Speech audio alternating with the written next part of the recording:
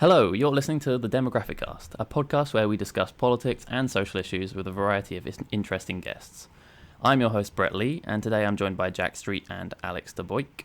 Today we will be discussing the use of fear in the media after the Sun leaked a government document warning about the coming winter. How are you guys doing today? Yeah, not too bad. With the new format, do you guys want to give a brief sort of introduction to yourselves? Sure. Say what you do for Demographica, I guess. Yeah, so as Brett said, my name's Jack Street. I founded Demographica and run day-to-day operations of the business. And I'm Alex. I'm the site editor of Demographica. I do all the articles and stuff that goes on our website. Cool. How about you, Brett? You've got to introduce yourself. Yeah. I am the host of Demographica. Before we dive into any topics, I just want to apologise for any background noise. There's works going on right next door to me, and I also live on a busy street. So, before recording, we could hear dogs barking and shit. So I apologise for that. It's typical that it starts happening just as we're about to start recording as well. You get complete peace and quiet until you need peace and quiet, and then the world and his wife starts doing building work. Luckily, touch wood, it seems pretty quiet out there now. But Good. Now that I've said that, we'll hear sirens and explosions. I always think it sounds quite cool when you hear there's like an interview or something and there's sirens in the background. I don't know if that's just me, but I think it gives a good bit of atmosphere. Yeah. Hopefully our listeners will think the same. Yeah, hopefully. Okay, let's dive into the first topic then. So, The Sun, a tabloid not exactly known for its outstanding journalism, recently leaked a document detailing emergency plans that are being put in place by the Cabinet Office for this winter as the UK heads towards a second wave of coronavirus, a difficult flu season, and an increasingly likely no-deal Brexit. The document warns of 1 in 20 town halls going bust, which could drastically affect the social care sector. Or it warns of public disorder, shortages and price hikes due to the current economic situation, i.e. the recession, and also Brexit. It warns of troops potentially having to be drafted into the streets to help police. It warns of social distancing and masks being mandatory until well into 2021, whatever that means. And it also warns of like fuel and food shortages this Christmas if the Dover crossing is blocked. So it's all pretty scary stuff. But I want to start with a question, which is why is the Sun of all newspapers revealing this document that up until recently they probably would have branded as like Project Fear, given they staunchly backed Brexit? That's a good question. It is. Thank you. I'm not sure. I mean, I don't know, Alex, do you have any ideas as to why they might be running this story now? I think it's partly got to do with the coronavirus, hasn't it? I suppose there seems to have been this sort of outcry from the Sun and the Daily Mail about how we need to get back on our feet, get the economy rolling again. Everyone should go back to work. But so I feel like leaking this now is trying to put pressure on the government to do more to get everyone to go back to work and prevent more sort of coronavirus measures. I suppose would be my interesting, because I think a lot of people would look at this and go, maybe that if there's fear about a second wave, specifically about the second wave, then if things spike up again, we need to be even more prepared to defend it or deflect it as we were beforehand, right? That's kind of how I envision it. Whilst understanding that we need to get the economy rolling again to get the country back on our feet, we're heading into a massive economic crisis without Brexit or coronavirus, and those issues are just going to exacerbate it even more. We're probably looking at one of the worst economic crises definitely of our lifetime.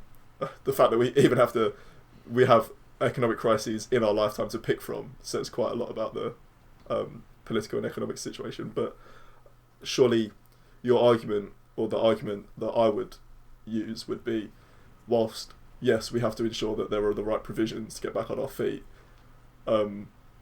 we need to be even more careful about protecting the country than we have been because of these exacerbated effects. Like so do you think it's a case of because the British public's trust in the government has waned a little bit due to coronavirus? Do you think that's why they've decided to publish this sort of thing? Maybe, but also, the no deal Brexit thing is the bit that has kind of is the curveball here for me, because as you say, the Sun hasn't been scared about pushing the line that whatever the circumstances, the British will be strong enough to survive whatever happens. You know, that kind of strange nationalism that we're superior to everyone else and we can overcome literally anything that comes our way, and that's almost a good thing. There's something that we should be really, really proud of, is that or something we should welcome is hardship, because we'll be able to get over it. You know, not we love our country so much that we should try and make living here as easy and as tolerable as possible. So that's the bit that I don't really understand in all this. It's not that they're saying that this is Project Fear. They're kind of saying this might be something that we need to worry about. No, exactly. I bring up Project Fear solely because I believe they've used it as a term before to describe people who were warning against Brexit. Yeah, naysayers. Yeah, but this is very much not it. Or would have been, if this had been published by The Guardian or something, or some other, or The Independent or whatever, I think it's probably quite likely the Sun would have branded it as Project Fear. So it's confusing to me. How much traction did this get? Because I'll be honest, I didn't see it too much. It was trending on social medias over the weekend. Right. After it was, and were people calling this Project Fear? No, they were. Project Fear was trending, but it was when I clicked on it, it was a lot of people saying how the Sun is being hypocritical, basically, and this is why how I thought of this question actually. I also wondered if maybe it was an element of sensationalism and just the fact that they managed to get this document, and so leaking it would cause a... Yeah, it's just selling a story. Yeah, exactly. And maybe it's not about taking a side at all. It's just about selling. I feel a story. Like it kind of got overshadowed by this other story about how they're getting rid of some songs from the proms, right? This is what's been all over the front pages of like the Express, the Mail, the Sun. Yeah, really. Yeah, that and the National Trust stuff. Yeah, as well, that's overshadowed this story about how everything's going to go wrong because of Brexit and coronavirus and the winter that's like on the horizon, like on the horizon. It just kind of shows how how media sensationalism works.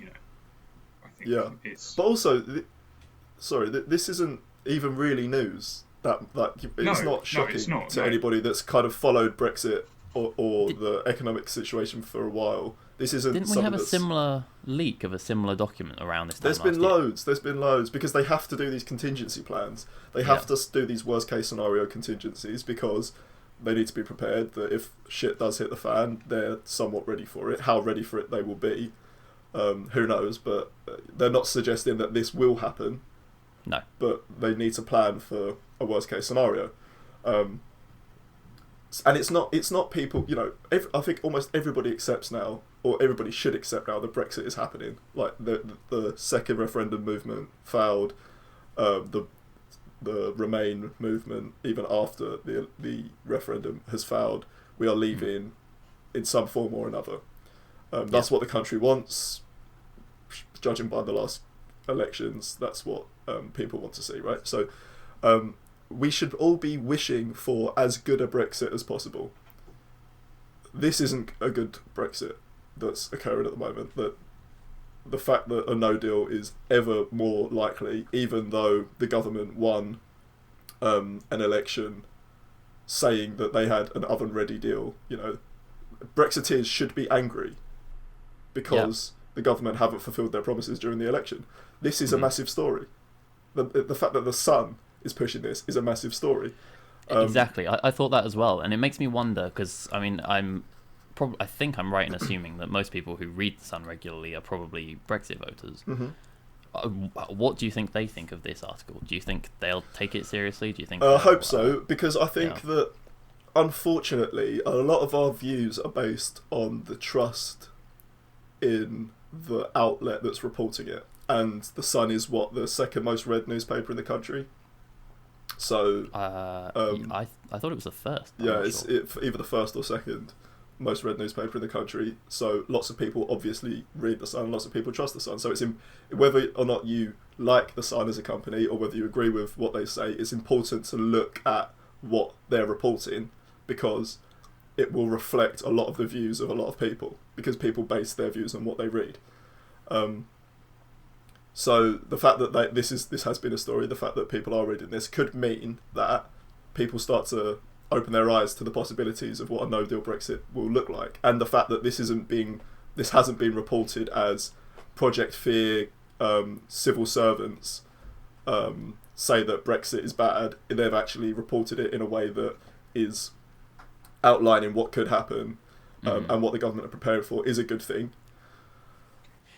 Do you think the coronavirus might take more of the blame? Well, I think that's what the government will suggest. But there's the problem with that strategy, and the problem with a lot of this government's strategy for risk management and damage limitation, is that there's only if you've got 3 or 4 massive crises going on at the same time, you can't deflect onto the other massive crisis that you've exacerbated. They can't. If there's a no-deal Brexit and they ran on an election and their main policy or their flagship policy was, we have an oven-ready deal that the EU will accept, and we leave on a no-deal and the country goes to shit, they can't go, oh, actually it's coronavirus's fault, because we'll all go, well, you were fucking in government when coronavirus was happening, so that you could have made coronavirus better, or the economic crises. You can't deflect onto issues that you've created. It doesn't work. Yeah, I mean, how would coronavirus would have affected this supposed oven-ready deal that they had in the first place? Well, judging by the way that negotiations have gone, they've not been negotiating. So what they've been focused on, I don't know. But even people like Michel Barnier are coming out and saying we're really disappointed in the way that the British government have neglected Brexit negotiations. Even though coronavirus is going on, we're still up for negotiating. We're still up for trying to find a deal that works. Yeah. And they lied in the election. They just lied. They didn't have an oven-ready deal that was going to be accepted by both sides. It was bollocks. And yet again, we've been let down by politicians who have sold us something fake to get into power and then not acted on that. And that is what needs to be focused on. The same with the way that the coronavirus has been handled. We've known this for years. We have known that this may happen for years when it comes to Brexit. A no-deal Brexit was always on the cards, no matter what Brexiteers told you. And these are the impacts of a really bad no-deal Brexit. There's no getting away from that. That's not a political point. It's just a fact. I can see our podcast being flagged up as Project Fear now. Well, maybe, but there's, if we're Project Fear, then the Sun are Project Fear. Then who are you trusting? Well, who are you trusting? Exactly. Are you that blind to what could happen? Have the lies been sold by politicians so far that now there's nothing that you believe? What happens when all these things fall into place? What happens when there are massive car parks in Kent, where there's standstill traffic, where there's food supplies, where there's fuel shortages, where troops are having to be drafted onto the streets, where local councils are going bankrupt? What do you say then? I don't. I mean, I remember being worried about the economic impact of a no-deal Brexit this time last year. Yeah. And that's completely, without expecting to be in the situation that we're in now, i.e. a recession caused by a worldwide pandemic that's still ongoing. Yeah. they're It's pretty scary. It's pretty difficult to and it's not ignore. It's not even that the recession's been caused by a pandemic. We were always going to have a recession. We were always going to have a depression. Exacerbated then. It's just been massively exacerbated by it. Let me move on to to go back to the whole idea of fear in the media a little bit. I know the Sun's a pretty extreme example because it seems to have used fear in quite a few of its headlines since the referendum and beforehand. But it's a common tactic used by news outlets to post maybe post not the right word, but to broadcast scary stories to get views, right? Yeah. I mean, the BBC does it all the time, and they will, post stories on these scary topics like wars or famines or whatever, but will only cover it for a few days while it's main breaking news, and then will be forgotten about. I'm thinking of stuff like the Ukraine conflict in 2014 that is still ongoing, but hasn't been discussed in any news recently. Unless you really look for it, or unless there are specific outlets that are following that kind of stuff. Exactly. I'm thinking like Yemen as well, or Syria, or all those have been sort of... The Rohingya crisis, what's happening in China, the Uyghur Muslims. Exactly. So Hong Kong. Yeah, Hong Kong exactly. Hasn't been talked about for ages. All of these things are being... I mean, maybe there's a bit too much for the BBC alone. Yeah, this is the problem, right, is that there's a lot of stuff going on, and it's difficult to focus on everything at once, but you have to take some responsibility and look at what we're shining a light on, and a lot of these issues need constant light shone on them. When we're redirecting the conversation to the fucking proms because some people at the BBC want to take out the words to Land of Hope and Glory, who cares about that, really? Whose life is that impacting? Nobody's. I don't give a toss. Surely that's not as important as certain other things. Yeah, or the National Trust, who are, just recognising that slavery existed and somehow that's a form of wokeness. Nobody gives a shit about this stuff. They really don't. What I care about is economic crises, human rights violations, people not being able to feed their kids because of decisions that politicians make. That's the stuff I want reported. I don't care what news outlet it is.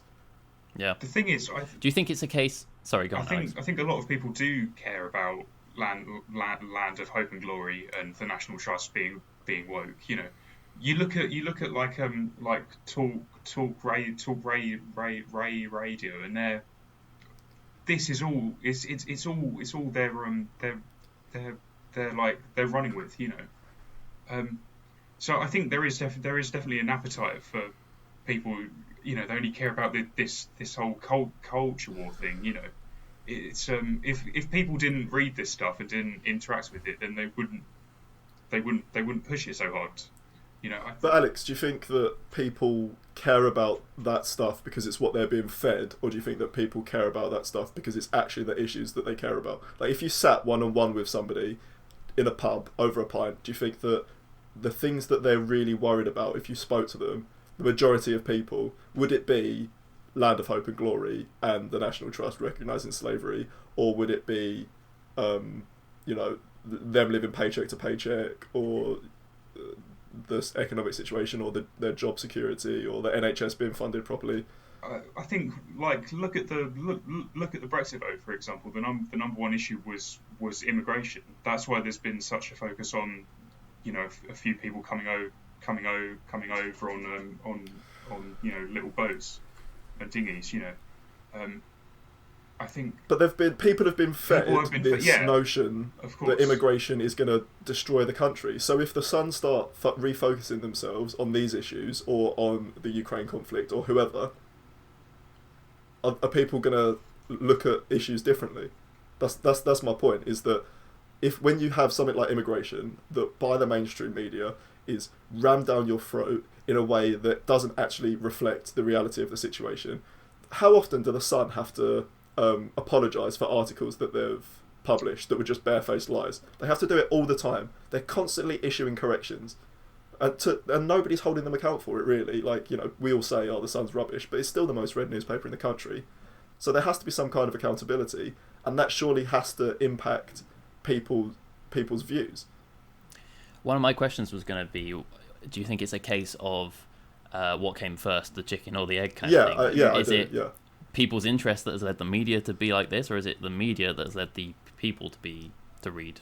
I still think it's the media pick stories to run with and to push agendas to push, because like Alex was saying, people want to get their goat up about something. It's about getting a reaction to an extent, but you can get a reaction out of almost anything if you frame it correctly. It just happens to be that the issues they've picked are almost always punching down at the most at the worst off in society, whether it be people on benefits or refugees fleeing conflicts to better their lives. They don't pick on the corrupt politicians or the corrupt corporations that aren't paying their taxes or whoever. They're not picking on the elites. They're picking on the most hard done by in society. And that's just, I think, the way round it goes, and that informs people's views massively. Yeah. Do you think there's an element of people needing to be scared to be interested in these kind of big topics that you've been talking about? I don't know if scared is the right word, but obviously I'm just questioning why. Yeah, when people, there's obviously a reaction. Like, you know, Alex, you were saying, there's obviously a reaction you're trying to get out of people, right? You want to get people's backs up a little bit because it creates engagement and people want to get involved and react. Like, you know, if you say that the Proms thinking about taking out some of these songs is erasing our history, you know, that's going to get people's backs up. But is that what they're doing? Like, I mean, I don't want to get into it too much because it's such a ridiculous debate, but that does get a reaction out of people, you know, because it's seen as that's what patriotism is.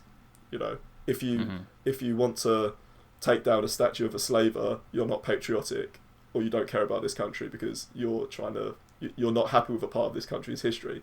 And really, to me, what nationalism or patriotism is wanting your country to be fair for everybody and to rank the highest on all of these metrics that we use to rank successful countries.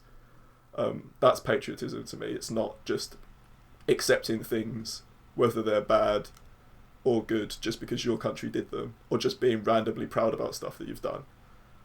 It's caring about people and wanting to improve the country for the better and not taking bullshit from politicians or whoever. That's what patriotism is to me. But yeah, to answer your question, I think there is a bit of that, just trying to get people angry and rile people up. Do you think our standard of journalism needs to change? Yes, of course. 100%. But look at some of the, you know, how often are we approached, when we either approach people to write articles or they come to us to write articles, how often are people saying to us, I want to write an article on the culture war, or I want to write an article on people that are, you know, trying to get rid of songs or the National Trust issues or stuff like that. That isn't really what people want to write about, even if we do have people that write for us that care about those issues somewhat. Those people want to write about economic policy or social issues or you know, human rights abuses in other countries or stuff like that. Like, there are real tangible issues that are impacting people's lives that young people want to write about for us. So there must be either an interest in that, or there's a change in tide where young people want to focus on these issues more. And I think that's kind of what we've encapsulated. Unlike a lot of other outlets that exist at the moment that do want to just fight this culture war issue to get clicks, that aren't really interested in tackling the issues that are really impacting people. That's, I think, what we're encapsulating. I don't know what you guys think. I think young people especially are moving away from sort of the traditional media, aren't, you know. I don't know about you, like you two, but you know, I've not bought a newspaper ever, I don't think, you know, it's all either online or through social media and things. I don't buy the Sun. I don't buy a traditional newspaper. I think a lot of young people are looking for alternatives to that sort of like old guard traditional newspapers. Yeah, for sure. Better for the planet as well. Yeah, exactly. Yeah. I did have another question, which was, is there such a thing between, I don't know if it might be kind of off topic now, but it was, do you think there's a difference between, or how do you distinguish between justifiable and unreasonable scary topics, news topics? Is there such a thing as some topics being unreasonably or the fear being used unreasonably in certain news stories? Or do you think that it's based on people's political views? Because I reckon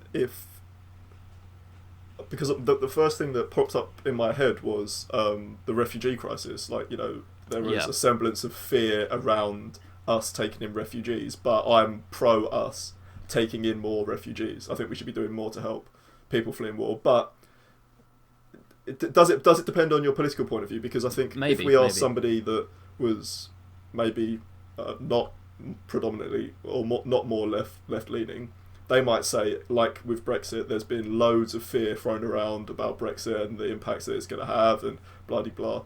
Does it depend on your political leaning as to what you find, what you see as fear mongering and what you see as legitimate concern? I think it probably would. Yeah, but where is the line? Because in that case, do you think it's justifiable for these people to be scared of what these lyrics being removed from songs, or if they have a reason to be scared of them or scared of it being removed, of parts of their history being erased? Yeah, but again, it's So I do think it is based on your political leaning or your points of view, because whilst I can understand why people might think that it was history trying to be erased or removed, I still don't necessarily think that that's a legitimate concern. Not to say that they're stupid or whatever for being concerned about that, but just that it isn't necessarily something that we need to worry about. That times change, that we are the face of the country is changing, and we need to focus on ensuring that we recognise our history in a more balanced way. Because we haven't done that, we've done the opposite. We've been pretty blind to it. Yeah. So whilst I can understand some people thinking, removing statues is erasing our history, when you look at it as actually we want to reflect history in a truthful manner, not erase it but learn from it and teach it properly, then through that argument you sort of alleviate people's concerns. Whereas things like this Brexit issue, it's not fear-mongering if it's a possibility, if it's a tangible thing that could happen. If you're just reporting the fact that a no-deal Brexit, most business outlet or most business groups and trade unions and economic forecasters recognise that a no-deal Brexit would mean that we would be worse off financially, is that fear-mongering or is that just reflecting reality? But then wouldn't the other side, who think it is fear-mongering, wouldn't they also argue that it's a case of your political opinion? Yeah, probably, and that's the problem. Right? That's the problem. Yeah. It's a difficult bridge to gap, but it's about how you argue for these issues.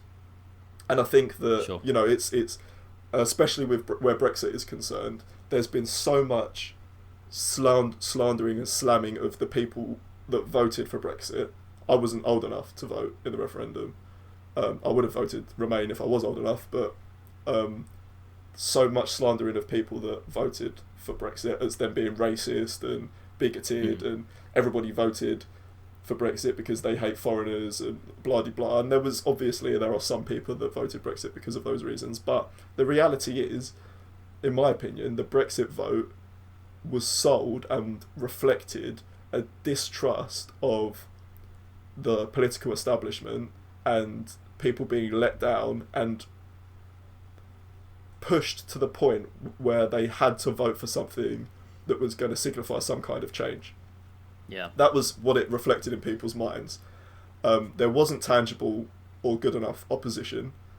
There wasn't real arguments for the EU because the EU is majorly flawed. And there was a naivety in that people weren't going to vote for this, and they did, and then it was like shock horror.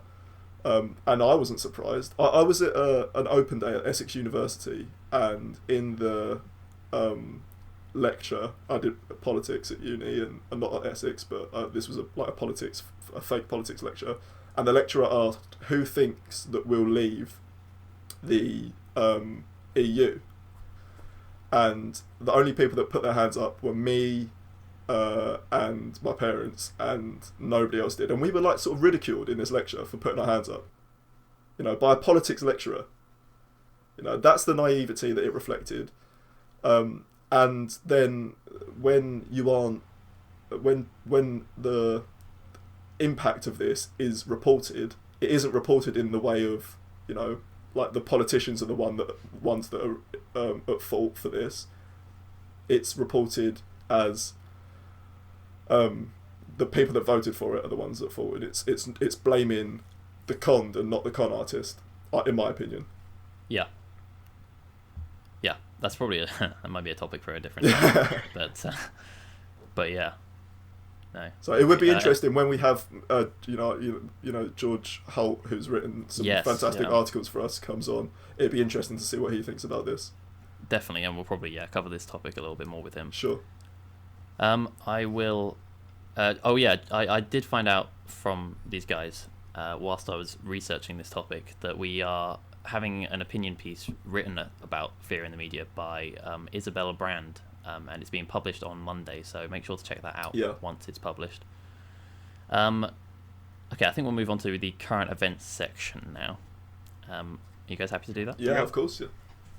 Cool. So the first current event I wanted to talk about was Alexei Navalny, who is a Russian politician. He's an activist and probably quite most importantly a Kremlin critic. He was poisoned this last week, and over the weekend was flown to Germany after he fell into a coma. I'm saying he was poisoned because I've seen a lot of places reporting it as he was probably poisoned, or he might. It's quite likely that he was poisoned. I saw an article this morning saying something very similar, in the Guardian, I think it was, but nobody's actually saying definitely he was poisoned. I don't know if it's a case of them being scared or whatever, but I don't really know if there's much doubt that he was poisoned at all. Anyway, my questions that I planned were, first of all, why is he not dead? He's a beast. He's an absolute beast. That's why. Yeah. Why was he even allowed? So if he was poisoned, which I think it's, like I said, I think right. it's So not much doubt. the reason that people aren't saying 100% that he was poisoned is because there is not enough evidence to definitively say that he was poisoned. You have to infer / imply. I guess as media outlets, you can't go and make these claims because they'll be attacked for it. But I the circumstances, who he is, he comes from Russia. What are you trying to suggest? That Russia have got a history of poisoning opposition? Or throwing people who disagree with them out of windows? No, of course not. But I'm just very surprised that he's still alive and was even allowed to leave the country. Yeah, so it's international pressure, Sure. Initially, it was seeming like the Russian government or the Russian officials weren't going to allow him to leave because they were wanting this thing to leave his system first, so proper tests weren't available. Then the Kremlin said that they'd cooperate and move him away as quickly as they possibly could. And then as you said, the German hospital said that it's quite likely that this was, there was something dodgy at the very best going on. Yeah. The thing about Alexei Navalny is that obviously he's a target because he represents like real and present danger to the government of Russia. He's somebody that has actually been unapologetically opposed to the Kremlin. He has organised protests in the past. He's been jailed for that. He's had he had antiseptic liquid, green antiseptic liquid thrown in his face. His offices have been raided by the Russian security forces. His organisation was labelled as a foreign agent. And when he was jailed, he had an allergic reaction to something whilst he was in jail as well. And right. After he was released, his personal doctor did tests on him, and his personal doctor said that he thinks that they attempted to poison Navalny whilst he was in prison. Jesus. But he survived that, and he survived this one, and he gave a speech after he had the green antiseptic liquid thrown in his face. He gave a speech with it. He's covered. It was moments after. He's covered in this liquid. He's been seen to by medical officials, and he's doing this speech like, "They will not stop me from being in opposition, no matter how much they try." Like he's an incredible guy. But yeah, the Russian government have a history of this. They've tried to crack down on Navalny constantly and his organisations. They've cracked down on other political opposition in the past. There was the Bolotnia Square protests in 2012, that were the largest protests since the 90s in Russia, and not only were they cracked down on by police, but also legally, it was the largest legal challenge to protesters to protesters on record, I believe.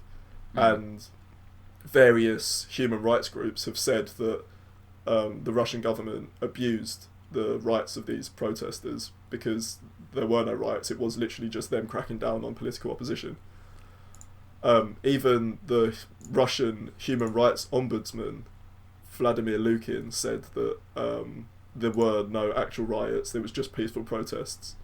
And when there's some more protests recently due to coronavirus and that, where people were took to the streets and were arrested, or so it was dispersed. We're looking at an authoritarian state that doesn't take to any kind of opposition lightly. It's interesting though that what you're saying about Navalny, because it goes to show, I think, how Putin doesn't have as much power as, or at least I thought he did, because if Navalny has been, they've tried to suppress him for so long, and they still haven't managed to, I would have expected them to do a Stalin and just throw him away into some. But the thing is, the weird thing with Russia is that it still tries to give off this these signals that it is democratic. So it's not like full blown dictatorship. Well, it is, but they don't sell themselves as being a full blown dictatorship. Do any dictatorships? Yeah, like I think there's a lot that that don't have elections, or that when they have elections they are so rigged that it's bloody obvious that it's like, look at what has happened in Belarus. So there's still this idea. There's still international pressure on them to an extent, not as much as there should be, in my opinion, especially when you're trying to kill off, or seemingly trying to kill off, political opposition, or when you come to the UK and you fucking poison somebody in the UK, put him the response to all this stuff has been so weak. I was going to ask that. I was going to ask what you think. The problem of is the response. The problem is, right, I don't want any war. No. I'm anti-war. I think you should always try and seek democratic solutions to issues. I don't believe that we should be involved in any offensive military action whatsoever, right? However, what is your line when somebody tries to poison, or somebody poisons somebody in your country? Yeah, I mean, in regards to what happened in the UK, I think it's definitely the response was abysmal from Theresa May's government when the whole Salisbury stuff happened, and that was basically an act of war. It's close. It's close, right? And it was a chemical attack in yeah, another country. Yeah, that's if yeah. But why are there not more sanctions being put in place against Russia? Why are they not trying? Why is the West not trying to cripple their economy? Because surely... what do you do when you're sanctioning a country? Who are you impacting? The people. Exactly. But that drives the people surely to then blame their own government. Does it, or are you radicalising populations? This is the problem. It's not easy. This stuff. It's really complex, and this is the problem. The US putting sanctions on Venezuela, for example, causing famines in Venezuela because of the sanctions that they put on the Venezuelan people or the Venezuelan government, whose economy is crippled anyway.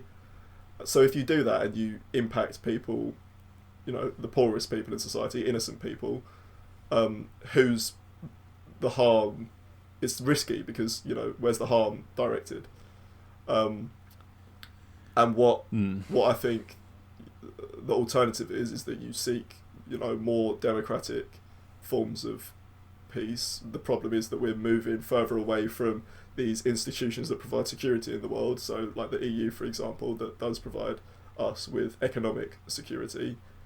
Moving away from them gives us less political capital. So when we have to respond to these issues, how firm can we be? Look at the stuff that's gone on with Belarus. What's our reaction been to that? We're very worried about what's going on in Belarus, especially the suppression of political opposition. Like, it's just weak response to all this stuff. But I mean, the UK was one of the first countries to not recognise the result of the after election. Pressure. It wasn't instantly not recognising the result. Sure. They actually congratulated Did they? Initially, and then went back on that. Right. And they called it the government, the government of Belarus. If there has been if there has been meddling in the election of the government of Belarus, it's like, no, you just don't recognise that they're the government if you're that opposed to them rigging elections. But instantly, but straight away. Anyway. Alex, any thoughts on Alexei Navalny? Just that it's interesting that we were saying about like our response to this, and considering we only had the Russia report a few weeks ago even, it's interesting that the government isn't trying to be seen to go harder on Russia and say, we are handling this, we do consider them a threat and a target, but when you consider the deep ties that Russia has to this our current government anyway, it's hardly surprising that there's not more of a crackdown on Russia. Yeah, it's a really good point. Yeah, definitely. And you think it'd be a priority for the... Yeah, but you have to look at that, don't you? You have to. You can't ignore the fact that what was said in the Russia report and what has occurred, that sort of meddling that's occurred over here, the corruption that's occurred over here, and how much of a contributing factor is that to our response. Sure. Somebody, again, who would be really interested to talk to on this is Alexei, who's really interested in Russian and Eurasian politics. Somebody who knows a lot more about it than we do. Yeah, definitely. Yeah. So it's difficult. The thing is with all of these topics of what response should be, it's never as simple as let's just be firmer, because that has those actions have consequences internationally. What do you think do you think there'll be any kind of impact from this in Russia? Do you think it will prompt more anti-Putin sentiment, any more protests? I hope so, but Putin's create more fear. Yeah, I mean, he's in the process of solidifying his rule of Russia for basically the rest of his life. Yeah. So whilst he's trying to tighten his grip on Russia and also crack down on political opposition, are the people of Russia going to sit and take that, or are they going to push for more democracy, especially if they can see what's going on in places like Belarus? I always hope that these events lead to more democratization, but they're incredibly complex. So What would Russia look like if it had a true democracy? You know, I think we'd see the breakup of Russia. I remember talking to a Russian girl I met in Oxford back in 2016, I think. Yeah. And she was she was studying over here in the UK, and she was talking about how she was positive there was going to be another revolution in Russia. Right. Interesting. In the next few years, and she was advocating for it. Yeah, I mean, there's obviously a movement towards that direction. Yeah. There's lots of different groups, whether it be political groups or like the band I was going to bring up, Pussy Riot. I mean, they've been really vocal and have faced, their rights being taken away from them for being so vocal about their dislike of the government. So there is obviously a movement. These protests show that there are a lot of people in Russia who aren't happy with how the country is being governed. But at the same time, how quietly if there was a revolution, would Putin go? What would that look like? I can't see it being particularly peaceful, personally. No, I don't either. So, it's scary stuff. Scary stuff. Yeah, it is. And we have to ensure that, like all of these issues, we're on the right side of history when people look back, and we often aren't. Yep. Yeah. Any further comments, Alex? No, I think Jack's neatly summed it up there. I think.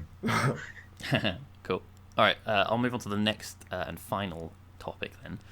I wanted to talk about Prince Andrew. Everybody knows about his, involvement with Epstein and the BBC interview that he had back in autumn of last year that was meant to clear his name, but basically just provoked mockery and memes. But since then, we found out even more information about his involvement with Epstein and Ghislaine Maxwell, who is currently awaiting trial for allegations of sex trafficking in the US. Virginia, I might butcher her name here, I think Guelph, has accused Epstein and Maxwell of trafficking her to Prince Andrew, and said that I believe they had sex 3 times. Prince Andrew resigned earlier this year from all public roles as a royal.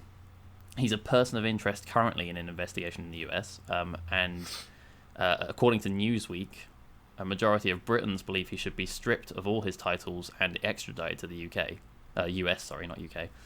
And yet, he remains free and basically unquestioned in the UK. What are your thoughts? My thoughts are that he should be stripped of all his titles and extradited to the US. They're my thoughts, 100%. Yeah. Anybody else would be, wouldn't they? How is it not occurred yet? I know. This is the question, basically. How has it not occurred? Because I read the other day that he cancelled a trip to Spain, a holiday to Spain, because he was worried that they were going to arrest him and extradite him to the US. Just like, Jesus Christ. I mean, what are we doing? What are we actually doing? If that's a worry, he should be there already. Yeah, but who actually, saying that, have you guys been following the stuff about Harry and Meghan Markle? Because that's really interesting as well. We should probably be focusing more on that than we should on the fact that there's a fucking potential paedophile in the royal family. Like, no, a black woman in the royal family is more important. Yeah, of course, yeah. I mean, not a paedophile. What are we doing? How can they? In a sane, sensible world, the royal family would struggle to remain in the way that it is after this, because they are covering up potential paedophile activity. And don't want to get involved in any conspiracy theories or push any conspiracy theories on anything like that. But if he is a person of interest in an investigation into a possible international sex trafficking paedophile ring, he needs to go and contribute to that investigation. That's it. End of story. Yeah. And if there's people that are trying to cover it up, they should be interviewed as well. Yeah, because surely, so people who are covering up, does that not involve the royal family in general? Of course it does. Senior members. Yep. And I don't care what vagina you entered the world out of, that does not protect you from criminal prosecution. No, exactly. Especially when it comes to stuff like this. Yeah, it plays into the whole one rule for some. And exactly, but it is. We know that that's the case. We know that that's the case. Yeah. It is one rule for the people in power and the elites, and it's another rule for everybody else. You just have to look at things as as sort of simple as the Cummins Barnard Castle trip, or as important as an extreme. Not that the Cummins thing wasn't important, but this is far more important as this, you know. Yeah. And if he had nothing to hide, he would just go and talk to them. Absolutely. You know, what are your thoughts, Alex? Yeah, the thing is, I think it's because Prince Andrew's he's always been like this, hasn't he? He's got a habit of hanging out with like dictators all the time. You know, I think a lot of the reason he's been able to get away with all the stuff he has is because there's such a long history of it now. You know, people are just used to hearing about him. Oh, here's Prince Andrew's latest scandal. You know, and nothing ever gets done or changed. You know, I think there needs to be more pressure now put on Prince Andrew and the royal family to, you know, make sure he is properly investigated and potentially, you know, flown to the US. Yeah. 100%.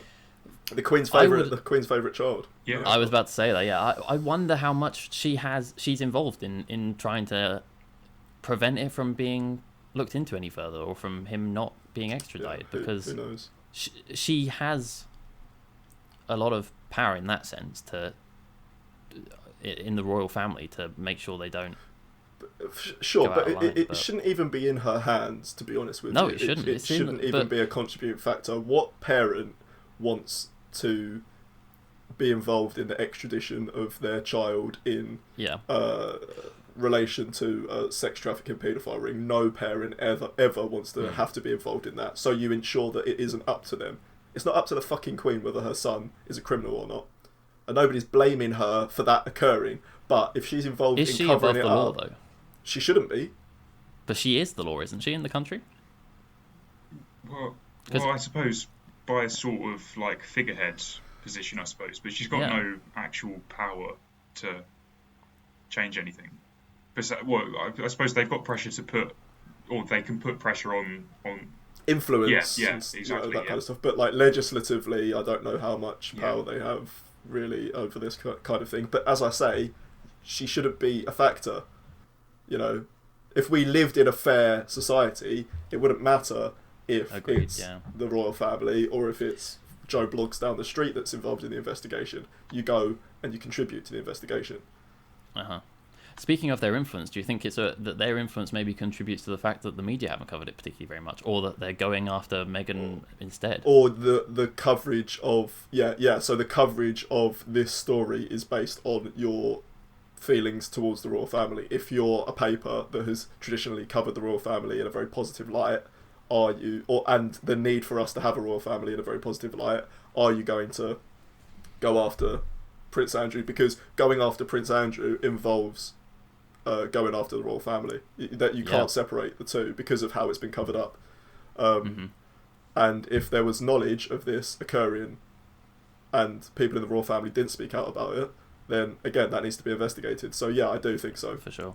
I do think so. And like you say, the stories about Harry and Meghan, this complete nonsense about them being focused on over this just goes to show you that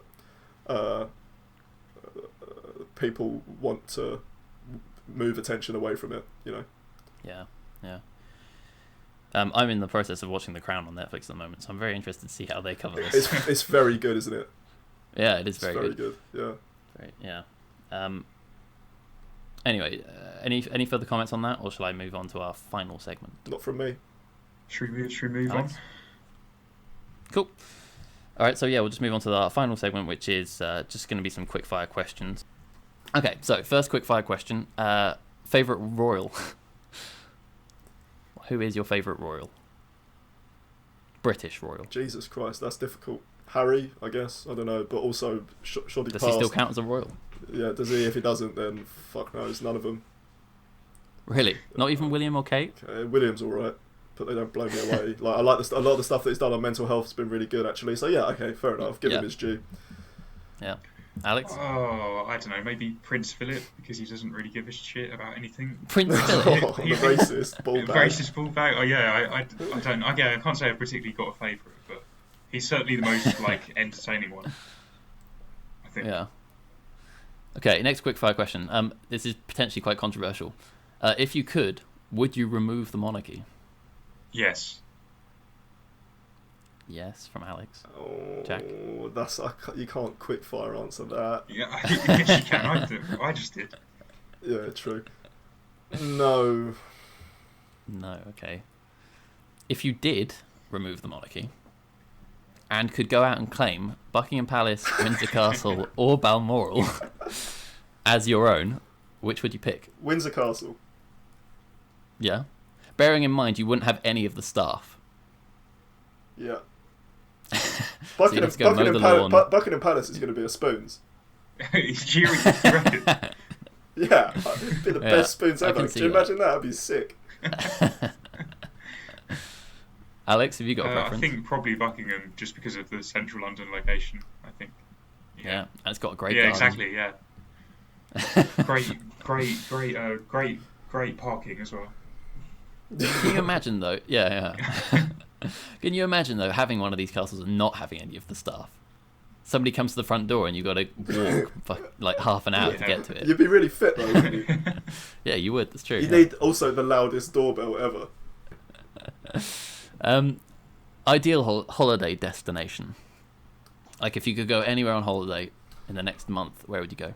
I've been watching a series called Below Deck. Or the first 2 seasons are on Netflix, and then the rest are on Amazon.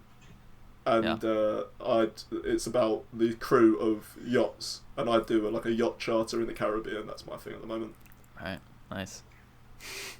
Alex? I'm not sure. Maybe like New Zealand or somewhere. I think, considering they've got the lowest number of coronavirus cases as well. Probably. Yeah, that's true. I hadn't taken the safest coronavirus bet, into account. I think. It's a fair point. I don't know if they'd allow you in at the moment, though. Yeah, probably not. So if you're on a yacht, you can just, you're just confined to your own little space, and you just spend time in the water. Yeah, although you'd have to get supplies to the yacht. Yeah, but you've got a somehow. Crew that have quarantined and all been tested to do that for you. Yeah, true. Very working class of me, isn't it, that answer? It is very working class of you, yeah. Yeah, a yacht trip around the Caribbean.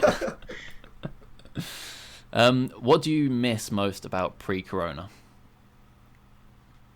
People being able to go being able to go out and spend time, see people, go to bars, proper, you can kind of do that now, but dancing somewhere with music on, that stuff. I miss that the most. I miss concerts. Yeah, Alex? I think the same as Jack, to be honest. Everything just feels like such a hassle at the moment, doesn't it, with all the masks and all the social distance. Yeah. Everything, and I just can't wait until we get back to at least some degree of normality,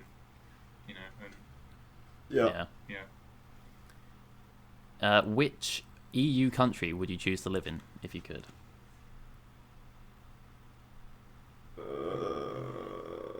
This isn't very quick fire. But there's so many, Brett, for God's sake. Germany? Yeah, okay. Germany's a big place. Where in Germany?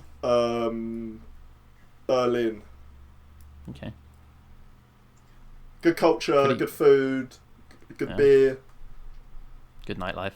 Country's going in good direction. Good nightlife, yeah. Alex? I think maybe Greece is the other EU country that I've spent the most time in, I suppose. So. Right. Yeah. Nice, good answer. It's I love Greece. Greece. One, isn't it? Yeah. There's so many nice countries. Plus, with Greece, could you do the islands as well? Would that count, or would you have to of course. Yeah. So there we go. Perfect. Yeah. But what about countries like Scandinavian countries like Sweden or Denmark? Sweden's quite. I'd probably think about Sweden. If I wanted to live in a Scandinavian country, I'd want to live in Norway. Right. Yeah, exactly. Yeah, so that's an issue then. Germany it is. What about you, Brett? Yeah, I don't know. I think France. I've lived in France, so France has to. I've lived in France, so that has to. I think that's out of the question. Right. Okay. I'd probably consider Sweden or. Okay. I don't know. Expensive. Sweden, cost of living Austria, high. maybe. Austria, beautiful. So's Switzerland. London, mate. Yeah, true. Yeah, maybe yes. Switzerland. Austria, sorry. Yeah, would be cool. Yeah, Austria. Yeah. Germany also would be pretty cool. Yeah. Final question aimed at Jack. Are you looking forward to your backyard being filled with lorries on their way to Dover? Yeah, I can't wait. Yeah, traffic's at the moment. Traffic's almost too good. So I've lived with you for a while last summer, and the traffic there is already awful. So I live in Dartford. So we've got the 25 and the tunnel and the bridge, and my village is like a cut through for when the traffic's bad. So we already have these stupid fucking heavy goods vehicles that can't fit down the lane coming down. The traffic's already awful. You can't get through Dartford. Rush hour's terrible. What we need, is just loads of lorries parked everywhere. Yeah. And then we just never have to leave our houses because you won't be able to get anywhere. So it's problem solved in many ways. It could be a new attraction for Dartford Dartford. and Kent in general. Yeah. There we go. Go and see all the lorries from different countries. Can't wait. Anyway, let's end the podcast there. I hope you guys enjoyed, and especially enjoyed the new format. If you have any feedback to give us, we would very much appreciate it. And get involved. Get in touch with questions as well at the end. For if you send in quickfire questions, we will answer your questions. We'll prioritise your questions. Please, because honestly, I spend the most time trying to think of questions to come up with at the end. They're good, man. They're good. Good. Also, if you have any strong opinions you'd like to voice, please feel free to contact us on Twitter, Facebook, and Instagram at Demographica UK, or to email us at our new email address, info@demographicauk.com. Demographica is a place for young people to express their views, so we'd love to hear from you if you have an article you want published or want to join us on the podcast for whatever reason. Once again, hope you enjoyed. Thank you, Jack and Alex, for coming on. Thanks, Brett. Thank you. You're welcome. It's a pleasure. You're welcome. We'll see you next week, guys. Bye. Bye.